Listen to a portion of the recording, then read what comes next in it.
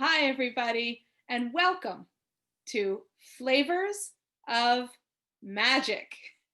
I'm Sara Crasson, and I am your host tonight. I do not speak sign language, but a couple of our performers tonight do. So I tried to learn a little bit, and my favorite so far is magic. I just love it. So thanks so much for coming. Today is October 8th. This is our second episode of Flavors of Magic. And a little bit about how to watch the show. If you're watching here in the Zoom, you can show your appreciation. Normally we clap, and that way the performers can hear us and see us. But because we're on Zoom, there are some reaction buttons at the bottom of your screen. You can click on reactions, and then you can show applause. Can we see the applause icon? Yep, you got it. And there's also a thumbs up. So if you see something you like, you can give the magician a thumbs up. There's another button right there. Good. And the other thing that we do is we in the magic world have been using the sign for applause. And the sign language symbol for applause is this kind of jazz hands. And it makes it easier for the performers to see the applause and to see the reaction of the audience. So please show your appreciation this way.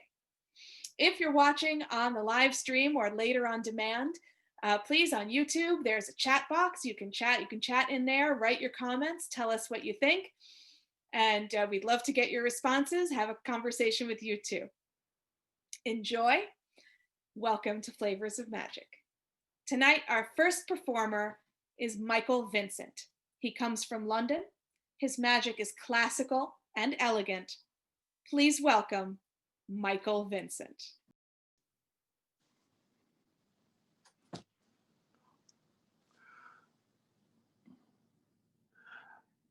Okay, well, good evening, everyone. My name is Michael. I'm absolutely thrilled and delighted to be with you all.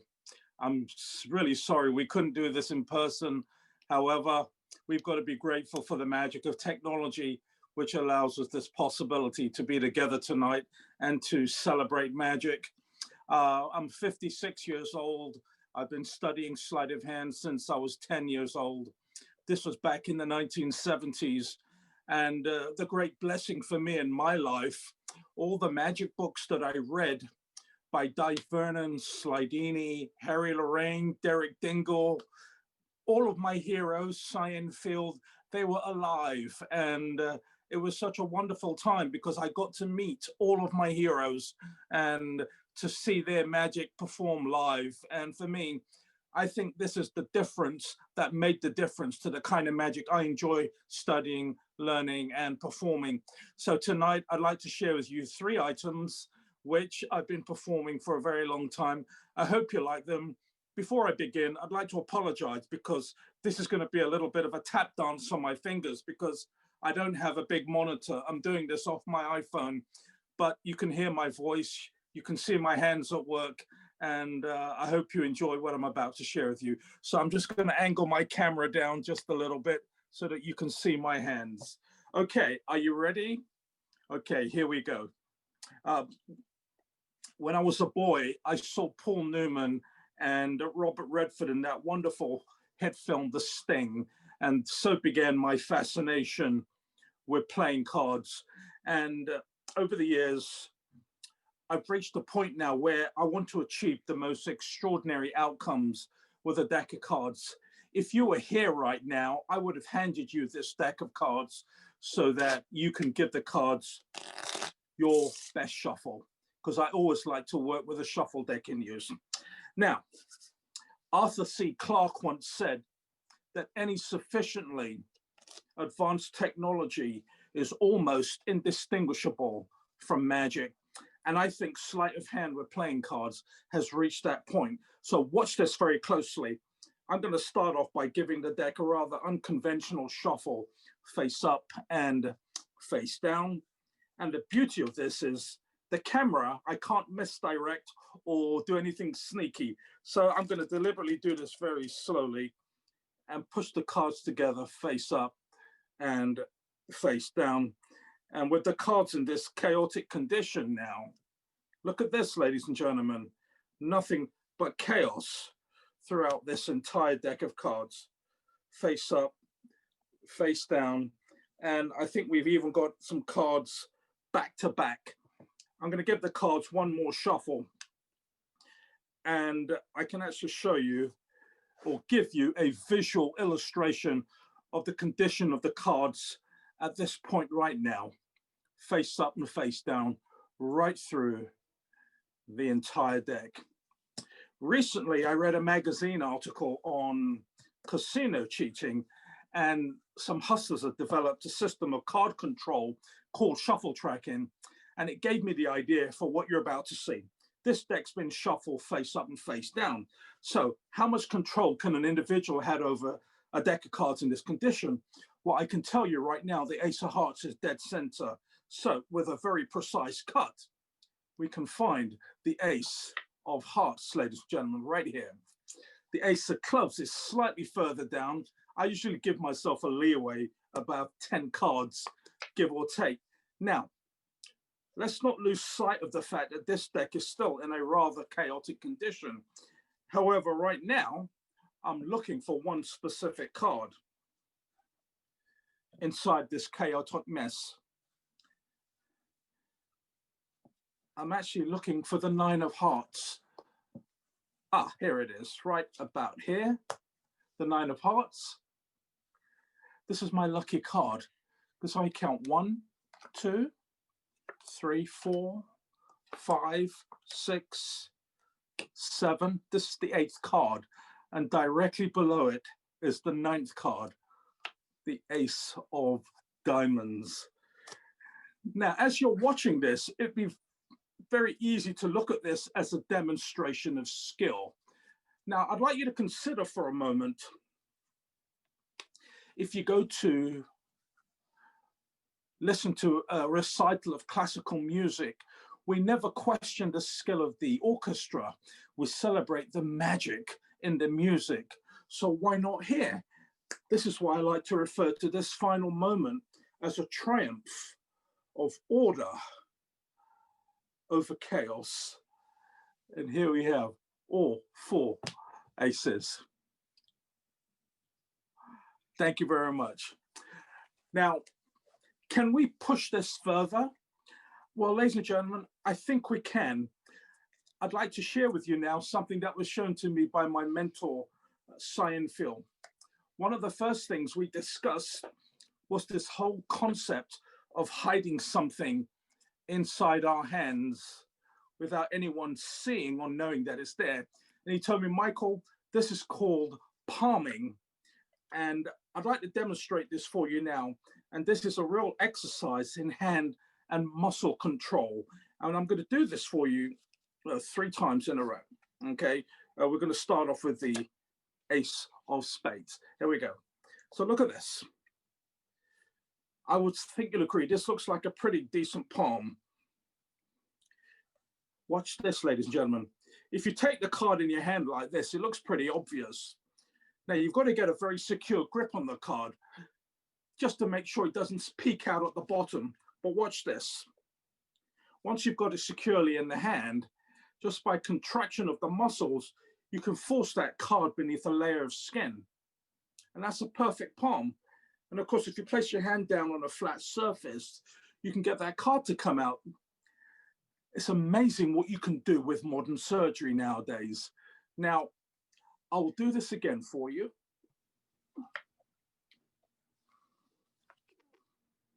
Into the hand it goes. Does that look good? Like I said, you need a very secure grip. Now, you've probably seen magicians do this on stage, showing you the back and the front of the hand. And I think you'll agree, even on camera, this looks pretty good. The only time you see the card is when you place it down on the table. And it's just as well that I'm using short sleeves right now. So ladies and gentlemen, we are down to just 1 card, 2 hands. Don't blink your eyes. Watch that last card. This is a technique that has to be done with both hands. And as they say in the trade, you've got to be ambidextrous. Tell me, does that look good to you? Look at this. That's perfect.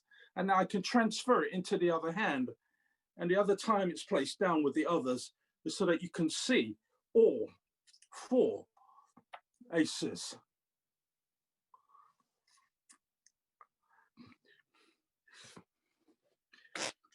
My final mystery for tonight is a real illustration now of sleight of hand, magic, and an illusion all rolled into one. And I think it really pushes the quote by Arthur C. Clarke to its maximum. Watch this. Ace of clubs, ace of spades goes into the middle. That's where it stays, approximately halfway down. And if I place the cards on the glass, just wait a few seconds. Look, we now have a black ace on top and a black ace on the bottom. This time, let's leave the red ones in the middle. Here they are. Okay. Now, under the shadow of darkness, we now have a red ace on top, red ace on the bottom, and right back in the middle where they started, the two black aces. Now, if I told you that was pure sleight of hand, would you believe me? All right, would you like to see some real magic? Here we go. Don't blink your eyes. Watch the red aces. Watch the black aces. Okay, watch my hand. Of course, they say if you blink, you miss it. There's the ace of clubs and the ace of spades, top and bottom, and right back in the middle, the two red aces. So, ladies and gentlemen, you've seen magic. You've seen sleight of hand. Now, the illusion, figments of your imagination. Look, nothing in my hands. Up the sleeve. Look, there's no ace on top. The bottom. As a matter of fact, I'm going to show you each and every card in the deck. I'll do this slowly so you can see. I'm not trying to hide anything. Look at this, right down to the last few cards. The aces only existed in your imagination, but I'm going to try and bring them back for you. Watch my hands. Watch very closely. Don't blink your eyes. There's the first one, the ace of clubs. Sleeves rolled up. The ace of hearts makes its appearance. In fact, you can even do this with one finger. Don't blink your eyes.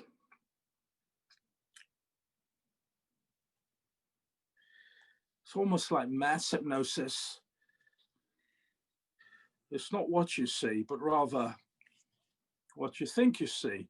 And that is the wonder and mystery of magic.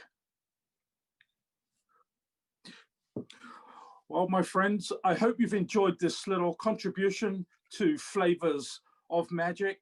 I'd just like to finish off now with one final piece for you.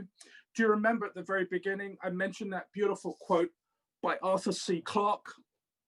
Remember what I said. Any sufficiently advanced technology is almost indistinguishable from magic. So there you have it, my friends. This is my contribution to Flavors of Magic. I want to take this opportunity to thank Sara for inviting me. I hope you've enjoyed my contribution.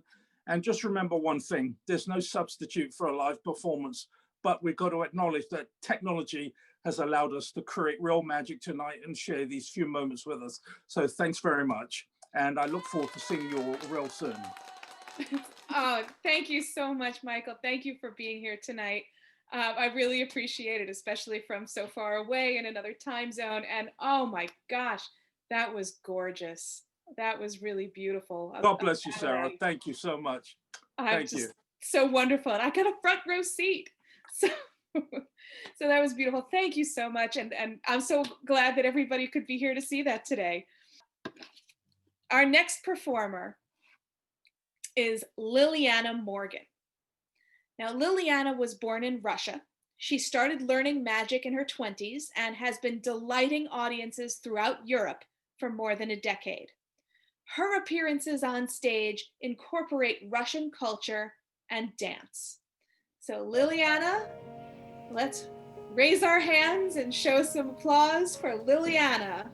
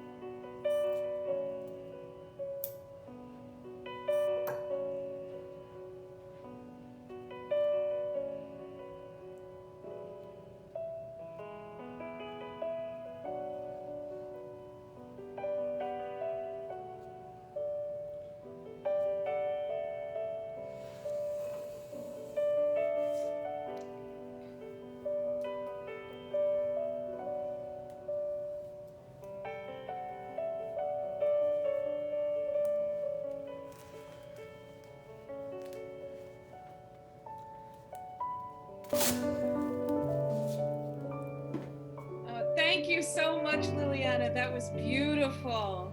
Thank you.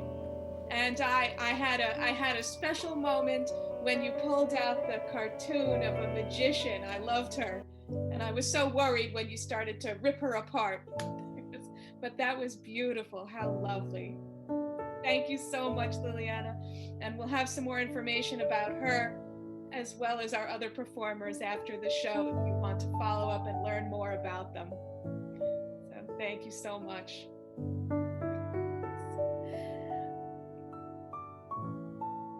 And our next performer, and perhaps, let's see, our next performer is going to be Grady Jacobs. And Grady is a 13-year-old magician from South Florida. He made his debut performance at the age of 11. And since then, he's performed at private events, including the Society of American Magicians annual holiday banquet. Since being in quarantine, Grady has taught magic tricks to kids over virtual camp and made magic videos for retirement homes and children's hospitals. So he has made good use of this time and sharing his magic with lots of other people. And Omar, can we mute the music? Thank you. Okay, so Grady's been busy and I'm very happy that he's here with us tonight. Everybody, Grady Jacobs. Hello, I'm Grady Jacobs. I'm a professional tricky guy.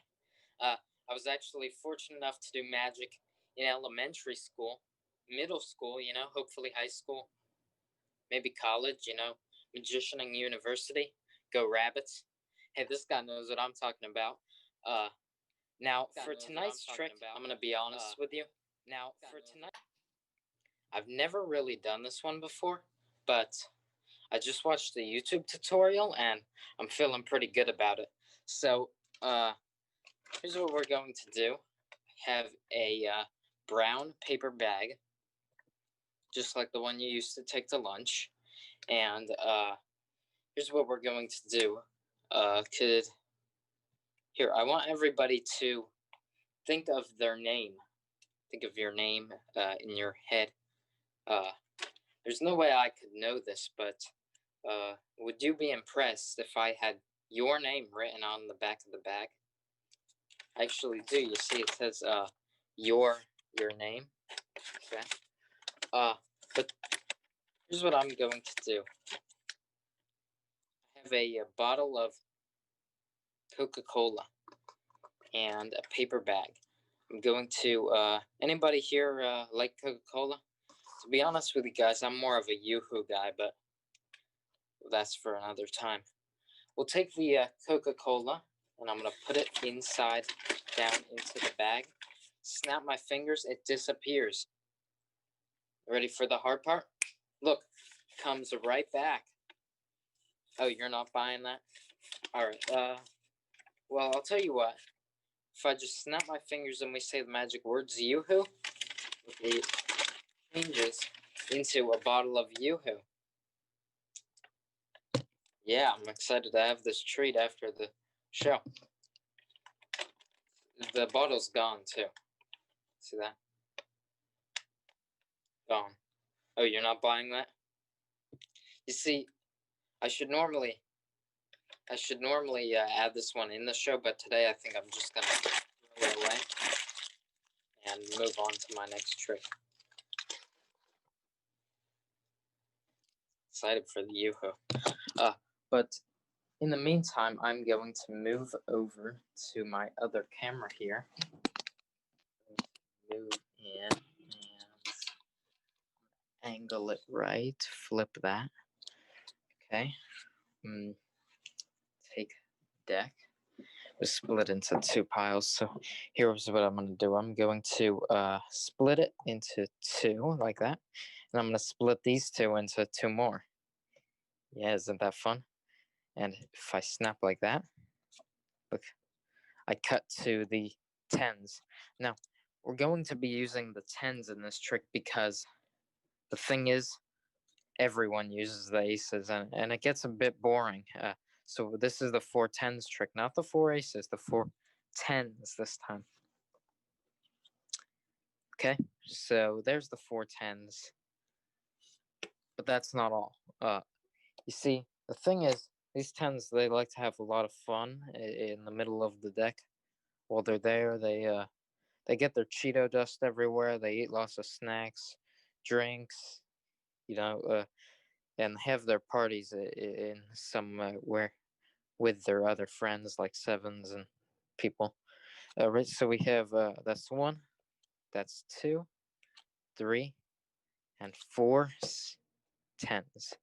If I give it a shake like this, though, changes to just 3 tens. But even if one of them disappeared, it's still a 30. And that's pretty good. We have 1, 2, 3. Maybe I'll get the second one. There, the second one disappears. Like that. Let's get the third one. Ready? If I count, that's 1, and 2. Now we just have 10. And if I get this last one to disappear, now they're all somewhere in there. Now I'm going to give the deck a cut, and if I, like that, it comes to the top, the 10. Oh wait, that's an ace. You see, sometimes they go into the middle of the deck, but they're still probably all together, I'm hoping. There they are. That's all of them. All right, so we have the 10 of hearts, the loving 10, the rich one, the diamonds, the clubs, the partier, and we have the spades. No line for that one. We'll put all of those on the top of the deck, and I'm going to lay them all out here in a line. This one doesn't want to listen. In a line, I said. And all 4 right there, like that. Now, we'll start with the first one. I'm going to put the deck on top of it. See that? Goes on top. And it gets a little shake like that. And that's when you can get it to come right up like that. Now, the second one goes through. This one's going to go through. Right through to the center of the deck. The third one is going to go in the middle, run a little bit, and run his way to the top. Now, the last guy is going to go in the middle, flip around a little bit, all that shenanigans. If I snap my fingers, though, all the cards are face up or face down, except for the 10 right there. He does a somersault in the air and lands just like that. Now, since these cards like to have a lot of fun, I'm just going to, I don't want their Cheeto dust all over the rest of the cards, so we're going to put them all in the middle, in separate places. So you see that, I'll just separate them. Separate them like that, and give them shuffles. Shuffle, shuffle, shuffle, shuffle. Now we'll continue to shuffle. And if I snap my fingers, though, they all jump to the top. Just like that. And thank you all for coming. If you enjoyed this trick, my name is Grady Jacobs. If not, it's David Blaine.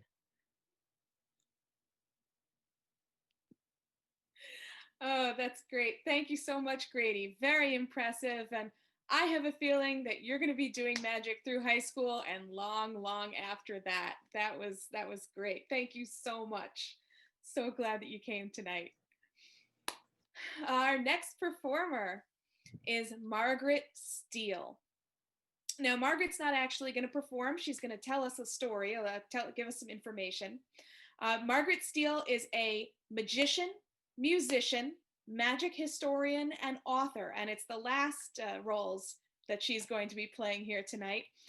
Based in New York, she's performed as a magician on 5 continents and on the high seas. A Juilliard graduate, Margaret performed as a musician in symphony orchestras on Broadway and backing up stars like Rod Stewart, Judy Collins, and Dizzy Gillespie. About 10 years ago, Margaret published the long-lost memoirs of Queen of Magic Adelaide Herren and the superstar of Magic's golden age. Margaret's companion book to Madame Herren's memoir will be published early next year. Now, the reason that Margaret's here tonight is to tell us a little bit about some of the history of magic. And my perspective on it is that every once in a while, there's an article in a major newspaper or a magazine announcing that, hey, there are some female magicians now too. And Margaret is going to tell us a little bit about the history of women in magic in a presentation that I like to think of as, who, us? We've been here a while.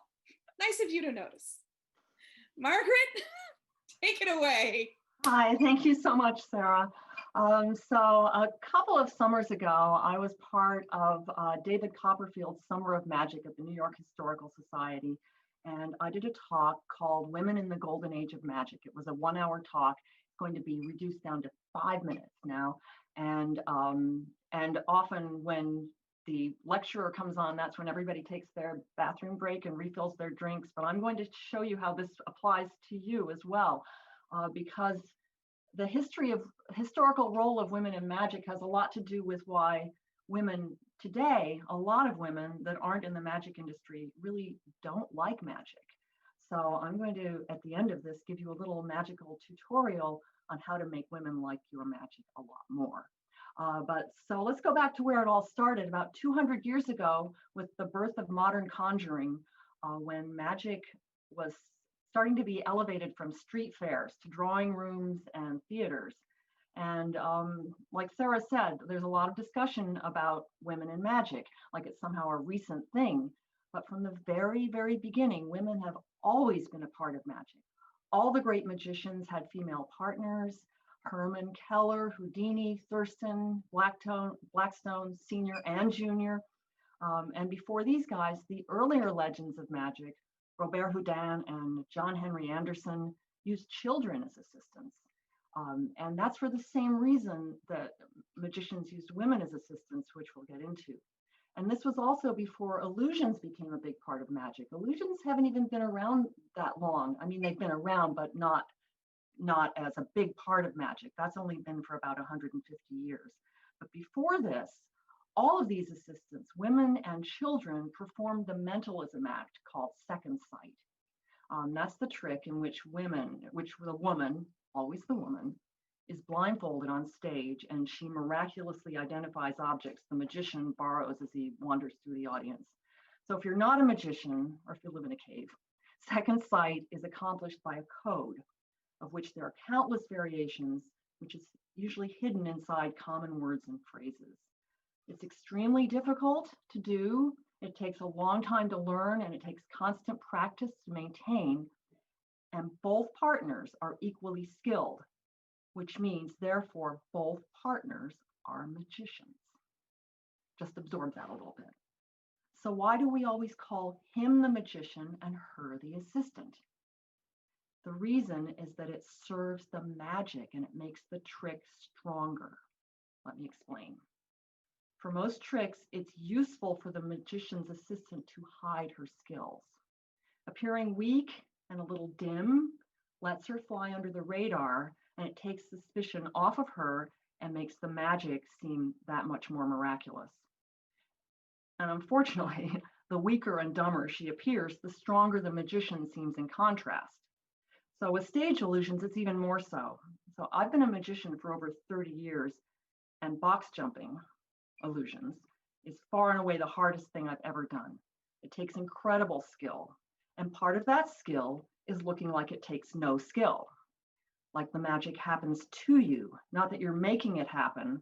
And again, that's because it makes the trick stronger. Magic is all about power, or rather the perception of power. And it's a magic act. It's the magician who must appear to hold and wield that power. That's what makes the act strong. That's what makes it a magic act. It's a bargain between the magician and the assistant. She hides her own powers so he can appear more powerful. But out of this perception, people started to think that this and only this is what a magician is, an exaggerated, hyper-masculine character. And this is why women who step into the magician role, and there have always been female magicians, but they've always been considered a novelty, an anomaly. And this is why so many magicians play the macho man, because they've grown up with this image, and to so many, this is what a magician is. Now, this approach worked great for 100 years when the culture aligned with the perception, when girls were girls and men were men. But since women became women over the last 50 years, it doesn't work so well anymore. But it's so firmly entrenched into the craft itself, I mean, it's baked in, that it's been very resistant to change. The macho magician character, which is developed in contrast to female weakness, has been passed down through the ages. So magicians often aren't aware that they're projecting this, but women feel it, and often not in a good way. So often what magicians project is a barrier, not an attraction. And this lopsidedness is reflected in every magic book and every magic club, and modern women are still having trouble finding a way to relate. It is changing slowly and incrementally, but there's a long way to go. So how do you change it? If you want to change it. I mean, a lot of magicians are perfectly happy doing magic just the way they've always done it, and that's fine. You may not see me at your show, but that's okay. But if you do want your magic to appeal more to women, here's how to start. Now, this might not apply to you. I mean, you may already be woke, you may be evolved, but you can use this and share it with someone else. We're going to do a little demonstration here. Get myself started. So, oops. We are going to say that this little piece of tangled thread is the old you. So let's start with the easy stuff. If you use an assistant, treat her with respect, acknowledge her, be nice to her. If you don't, women in the audience won't like you. If you bring a woman up to assist you, do not flirt with her. Do not remark on her clothing, if she's well endowed or not. Don't react, don't remark, or you will lose every woman in the audience. Next, this is a big one. Burn the bra trick. We hate it. And also burn the ding dong. Since there are young people present, we'll just leave it at that. Now let's move on to more advanced stuff. Now, I know guys don't like to ask for directions, so this one is hard, but after you perform, ask some women who watched for their feedback. What did they like? What didn't they like? What would make them like your performance more? What would make you more relatable? This one's harder. Listen to their feedback. This one's harder still. Believe their feedback. Now, change is hard. It feels terrible. You might feel like you're just all out of sorts, like you're all in little pieces, not yourself. But trust me, if you take this to heart, really think about it. Very soon, you're going to feel like a whole new magician. And the ladies will love you. Thank you. Oh, thank you so much, Margaret. That was fantastic. And I have been making a mental list of people to whom I wish to send this video. But that was wonderful, and a really important perspective on magic. And there are lots of female performers, and there are lots of male performers that are doing really interesting things and putting those thoughts into practice. But always good perspective. Thank you. And plus bonus magic trick. I love it. Our next performer is Matthew Magic Morgan. He learned his first magic trick from his grandfather and soon began charging neighborhood kids 25 cents to come to his magic show. Since then, he's performed in all 50 states and in 42 countries, winning awards everywhere he goes. His greatest achievement in magic was sufficiently impressing Liliana at a show in Russia, so he got her attention, and she eventually married him. He served as president of the U.S. Deaf Magicians Society and also the World Deaf Magicians. He owns the Little Magic Theater at the heart of beautiful downtown St. Augustine, Florida. Matthew Magic Morgan.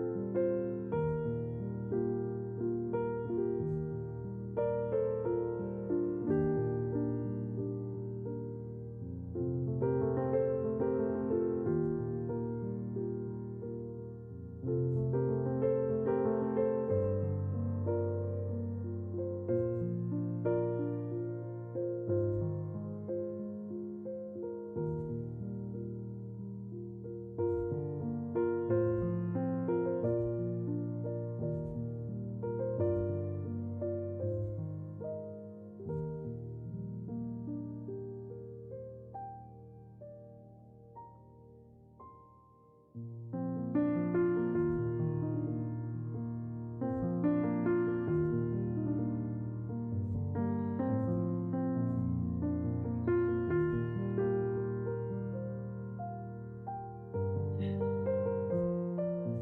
fantastic. Thank you so much. Oh, Matt and Liliana, beautiful. Thank you so much. That was fantastic. I loved the energy between the two of you and the fun that you were having, and that was great. Oh, I was so worried about that poor dove, but I knew it would be okay. Thank you so much. Our final performer, and if you could shut off the music now. Oh, thank you. That's perfect. Thank you so much. Our final performer tonight is a pantomime artist and magician.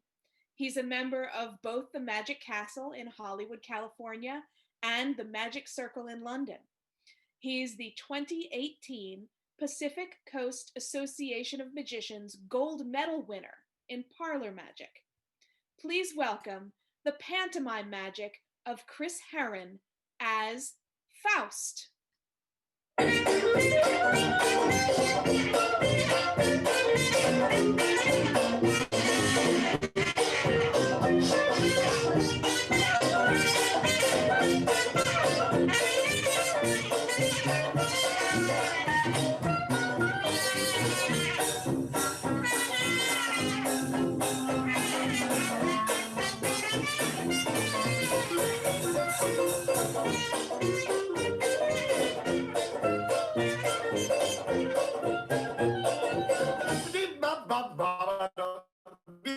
Yes, sir, that's my baby. No, sir, don't be maybe. Yes, sir, that's my baby now. Oh, I know we decided. No, we won't hide it. Oh, she's my baby now.